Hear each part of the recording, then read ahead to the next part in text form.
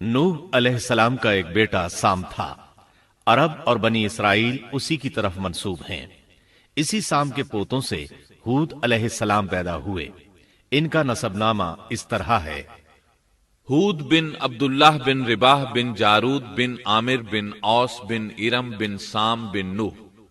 ہود علیہ السلام کی قوم کو قوم عاد اور قوم ارم بھی کہا جاتا ہے، کیونکہ عاد اور ارم ہود علیہ السلام کے اجداد تھے۔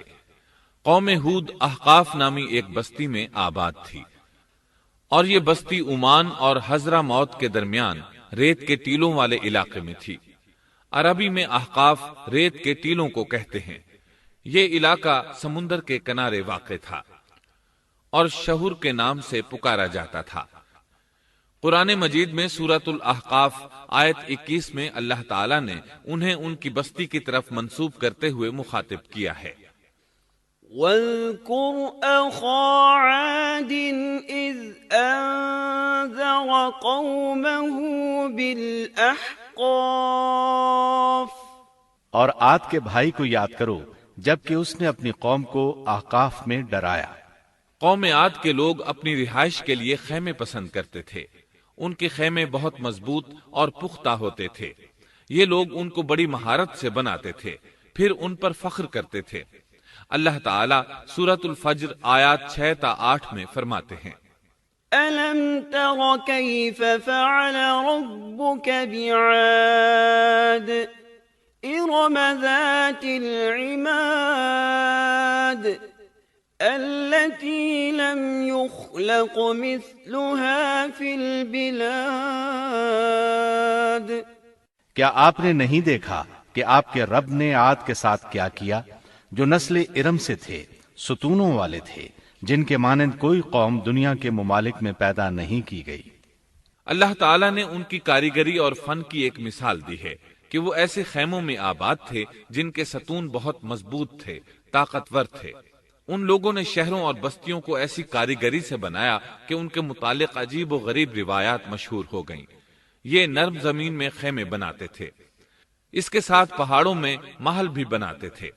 حالانکہ رہائش کے لیے زمین پر خیمے موجود تھے، گویا بیکار دولت اور وقت برباد کرتے، پھر اس پر فخر کرتے۔ شہروں میں جو راستے اور سڑکیں تھیں وہ بہت چوڑی تھیں۔ ان جیسے طویل اور قوی لوگ بعد میں پیدا نہیں ہوئے۔ کاریگری اور فنکاری میں یہ لوگ اس مقام تک پہنچے کہ پھر کوئی نہ پہنچ سکا۔ یہ لوگ عرب تھے اور عربی میں بات چیت کرتے تھے۔ ہود علیہ السلام بھی عربی تھے۔ اسماعیل علیہ السلام سے پہلے کے عرب باشندے عرب عاربہ کہلاتے ہیں۔ ان کے مشہور قبائل یہ ہیں: عاد، سمود، جرہم، امیم، قحطان اور مدین وغیرہ۔ ابراہیم علیہ السلام کی اولاد میں اسماعیل علیہ السلام کے بعد آنے والے لوگ عرب مستعربہ کہلاتے ہیں۔ اسماعیل علیہ السلام عربی نہیں تھے، کنعانی تھے۔ جب ابراہیم علیہ السلام اسماعیل علیہ السلام کو مکہ معظمہ میں چھوڑ آئے اور اسماعیل علیہ السلام نے عربوں سے میل جول قائم کیا تو ان سے عربی سیکھ لی اور اس میں بہت مہارت پیدا کر لی، یہاں تک کہ آپ کو عرب کا فصیح کہا جانے لگا۔ اہل عرب میں فصاحت و بلاغت آپ ہی سے آئی۔ رسول اللہ صلی اللہ علیہ وسلم بھی اسی انداز میں فصیح و بلیغ عربی میں بات کرتے تھے۔ طوفان نوح کے بعد جب دوبارہ لوگوں کو پیدا کیا گیا تو وہ ایک مرتبہ پھر ان بستیوں میں رہنے کے لیے چلے گئے جہاں نوح علیہ السلام رہا کرتے تھے۔ نوح علیہ السلام شام کے شمال اور ترکی کے جنوبی علاقوں میں رہا کرتے تھے۔ لوگ یہاں آباد ہو گئے۔ پھر یہاں سے کچھ لوگ فلسطین اور شام کی طرف ہجرت کر گئے اور کچھ لوگ جزیرے کی طرف ہجرت کر گئے، اور قوم عاد جزیرے کے جنوب میں آ کر آباد ہو گئی۔ اس وقت تمام لوگ توحید پر تھے۔ طوفان کے ساتھ جب زمین پامال ہو گئی تو اس پر سوائے نوح علیہ السلام کی اولاد کے اور کوئی زندہ نہ رہا۔ یہ لوگ توحید پرست تھے، لیکن وقت کے ساتھ ساتھ قوم عاد آباد ہوئی اور شیطان نے ان کے دلوں میں وسوسہ ڈالا۔ اس طرح وہ شیطان کی عبادت کرنے لگے۔ چنانچہ قوم نوح کے بعد سب سے پہلے جس قوم نے بت پرستی اختیار کی وہ قوم عاد تھی۔ اس قوم کو اللہ تعالیٰ نے بہت ڈیل ڈال دیا تھا۔ وہ بہت طاقتور قوم تھی۔ مفسرین بیان کرتے ہیں کہ ان کے جسم بہت مضبوط اور ٹھوس تھے، قد بہت لمبے تھے، آدم علیہ السلام کا قد 60 ہاتھ تھا، اس قوم کا قد بھی قریباً اتنا ہی تھا۔ اس طرف سورۃ الاعراف آیت 69 میں اشارہ موجود ہے۔ اللہ تعالیٰ فرماتے ہیں وَاذْكُرُوا إِذْ جَعَلَكُمْ خُلَفَاءَ مِن بَعْدِ قَوْمِ نُوحٍ وَزَادَكُمْ فِي الْخَلْقِ بَسْطَةً فَاذْكُرُوا آلَاءَ اللَّهِ لَعَلَّكُمْ تُفْلِحُونَ۔ اور تم وہ حالت یاد کرو جب اللہ نے تمہیں قوم نوح کے بعد جانشین بنایا اور ڈیل ڈول میں تمہیں زیادہ پھیلاؤ دیا، سو تم اللہ کی نعمتوں کو زیادہ یاد کرو تاکہ تم فلاح پا جاؤ۔ ہود علیہ السلام کی زبانی اللہ تعالیٰ ان کی فنکاری کو بیان کرتے ہوئے فرماتے ہیں کہ ہود علیہ السلام نے ان سے کہا، کیا تم ایک ایک ٹیلے پر بطور کھیل نشان لگا رہے ہو؟ مطلب یہ کہ یہ لوگ پہاڑوں کی چوٹیوں پر محل تعمیر کرتے تھے۔ جب ان سے کہا جاتا کہ تم رہتے تو زمین پر ہو اور گھر پہاڑوں پر بناتے ہو، اس کی کیا وجہ ہے؟ اور تم اتنے مضبوط محل تعمیر کر رہے ہو، گویا ہمیشہ یہیں رہو گے۔ وہ لوگ دراصل ٹیلوں، گھاٹیوں، دروں اور پہاڑوں پر عمارات تعمیر کرتے تھے، اور ان کا مقصد ان میں رہنا نہیں تھا، بلکہ صرف کھیل کود کے لیے ایسا کرتے تھے۔ ہود علیہ السلام نے انہیں جھنجھوڑا کہ تم ایسا کام کیوں کرتے ہو جس کا کوئی مقصد نہیں، جس کام کے فضول ہونے میں کوئی شک نہیں۔ ہود علیہ السلام انہیں واعظ کرتے تھے، اے میری قوم، اللہ نے تمہیں بڑی قوت سے نوازا ہے۔ تمہاری طاقت کا عالم یہ ہے کہ جب تم کسی پر ہاتھ ڈالتے ہو تو ظلم کرتے ہو، کوئی شخص تمہارے سامنے آنا گوارا نہیں کرتا۔ لہذا اللہ سے ڈرو اور میری پیروی کرو، اس سے ڈرو جس نے ان چیزوں سے تمہاری مدد کی۔ اللہ تعالیٰ نے اپنی ہر طرح کی نعمت، مال، اسباب، اولاد، باغات، شہر، قوت، جسامت اور صنعت کاری سے تمہیں نوازا ہے، لہٰذا تم اللہ سے ڈرو اور میری اطاعت کرو۔ لیکن ان کی قوم نے کوئی اثر نہ لیا، نہ ان پر ایمان لائی، الٹا لگی تکبر کرنے، اللہ کی حمد کی بجائے اس کی ناشکری کرنے لگی۔ اور تکبر کے بارے میں بات یہ ہے کہ جب سے ابلیس نے اس کو اختیار کیا، یہ اس وقت سے آزمائش بن چکا ہے۔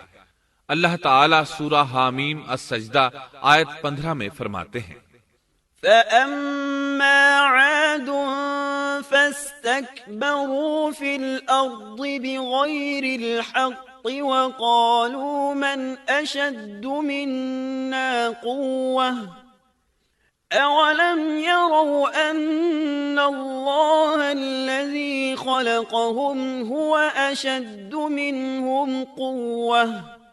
پس قوم عاد نے تو بے وجہ زمین میں سرکشی شروع کر دی اور کہنے لگے کہ ہم سے زوراور کون ہے؟ کیا انہیں یہ نظر نہ آیا کہ جس اللہ نے انہیں پیدا کیا ہے وہ ان سے بہت ہی زیادہ زوراور ہے؟ جب یہ لوگ اپنی سرکشی اور کفر میں حد سے بڑھ گئے، تب اللہ تعالیٰ نے ہود علیہ السلام کو ان کی طرف بھیجا۔ انہوں نے انہیں اللہ کی طرف بلایا اور کہا، اے میری قوم، اللہ کی عبادت کرو، اس کے سوا تمہارا کوئی معبود نہیں۔ کیا تم ڈرتے نہیں؟ قوم کے کافر سردار کہنے لگے، ہم تو دیکھتے ہیں کہ تو نری بے وقوفی میں ہے، ہمارے خیال میں تو جھوٹا ہے۔ اس پر ہود علیہ السلام نے فرمایا، میری قوم، میں بے وقوف نہیں، میں تو تمام جہانوں کے پروردگار کی طرف سے بھیجا گیا ہوں، تمہیں اپنے رب کے پیغامات پہنچا رہا ہوں، اور ہوں بھی تمہارا دلی خیر خواہ اور امانت دار۔ کیا تم اس بات سے تعجب کرتے ہو کہ تم میں سے ایک شخص کی معرفت، اللہ کا ذکر تم تک پہنچا کہ وہ تمہیں خبردار کر دے؟ تم اللہ کی اس نعمت کو یاد کرو کہ اس نے تمہیں قوم نوح کے بعد خلیفہ بنایا اور ڈیل ڈول میں تمہیں زیادہ پھیلاؤ دیا۔ تم اللہ کے احسانات کو یاد کرو تاکہ فلاح اور نجات پا جاؤ۔ ہود علیہ السلام نے اللہ کی عظیم نعمتوں کے ساتھ انہیں نصیحت کی، لیکن وہ بدبخت کفر ہی کرتے رہے۔ آخر انہیں جھنجھوڑنے کے لیے انہوں نے فرمایا، اے میری قوم، اللہ ہی کی عبادت کرو، اس کے سوا تمہارا کوئی معبود نہیں۔ تم تو صرف بہتان بازی کر رہے ہو، یعنی جن بتوں کی تم پوجا کر رہے ہو ان کی پوجا تم نے خود گھڑی ہے۔ اللہ تعالیٰ نے تو اس کے متعلق کوئی دلیل نازل نہیں فرمائی۔ میری قوم کے لوگوں، میں تم سے اس دعوت و تبلیغ کی کوئی اجرت نہیں مانگتا، میرا اجر اس کے ذمے ہے جس نے مجھے پیدا کیا ہے، تو کیا تم پھر بھی عقل سے کام نہیں لیتے؟ اے میری قوم کے لوگوں، اپنے رب سے گزشتہ گناہوں کی معافی طلب کرو، آئندہ گناہوں سے توبہ کرو، تاکہ وہ برسنے والے بادل تم پر بھیج دے اور تمہیں طاقت میں اور بڑھا دے، تاکہ تم گناہگار ہونے کے باوجود روگردانی نہ کرو۔ ہود علیہ السلام مسلسل انہیں دعوت دیتے رہے، لیکن وہ ظالم قوم نوح کی طرح ان کا مذاق اڑانے لگی اور کہنے لگی، ہمارے خیال میں تو بے وقوف ہے اور شاید تو ہمارے کسی معبود کے بڑے جھپٹے میں آ گیا ہے، تو ہمارے بتوں کو برا کہتا ہے، اس لیے ان میں سے کسی کی مار تم پر پڑی ہے، اسی لیے تو ذہنی مریض بن گیا ہے۔ وہ ظالم لوگ چونکہ آخرت پر ایمان نہیں رکھتے تھے اور دنیا میں خوشحالی کی زندگی بسر کر رہے تھے اور تھے بھی اپنی قوم کے سردار، اس لیے اپنے ماتحتوں سے کہنے لگے، یہ تو تم جیسا ہی انسان ہے، وہی کچھ کھاتا ہے جو تم کھاتے ہو اور پیتا بھی وہی کچھ ہے جو تم پیتے ہو۔ اب اگر تم نے اپنے جیسے انسان کی اطاعت قبول کر لی تو سخت خسارے میں رہو گے۔ کیا یہ تمہیں اس بات سے دھمکاتا ہے کہ جب تم مر کر خاک اور ہڈیاں بن جاؤ گے تو پھر زندہ کیے جاؤ گے؟ ہرگز نہیں، یہ بات امکان سے باہر ہے جس کا وعدہ تم سے کیا جاتا ہے۔ یہ زندگی تو صرف دنیا کی ہے، ہم مرتے جیتے رہتے ہیں، ہم پھر نہیں اٹھائے جائیں گے۔ یہ تو وہ شخص ہے جس نے اللہ پر جھوٹ باندھا ہے، ہم اس پر یقین کرنے والے نہیں۔ ہود علیہ السلام انہیں دعوت دیتے رہے، یہاں تک کہ ان کی قوم نے واضح طور پر کہہ دیا کہ آپ ہمیں واز سنائیں یا نہ سنائیں، ہم تو اپنی روش نہیں چھوڑیں گے، یہ تو پرانے لوگوں کا دین ہے۔ اس طرح قوم انہیں مسلسل جھٹلاتی ہی رہی۔ آخر ہود علیہ السلام نے بھی انہیں کھلم کھلا دھمکی دی اور فرمایا، لوگوں سنو، میں صرف تمہیں ہی نہیں اللہ کو بھی گواہ بنا کر اعلان کرتا ہوں کہ اللہ کے سوا جس کی عبادت ہو رہی ہے میں ان سب سے بری طرح بیزار ہوں۔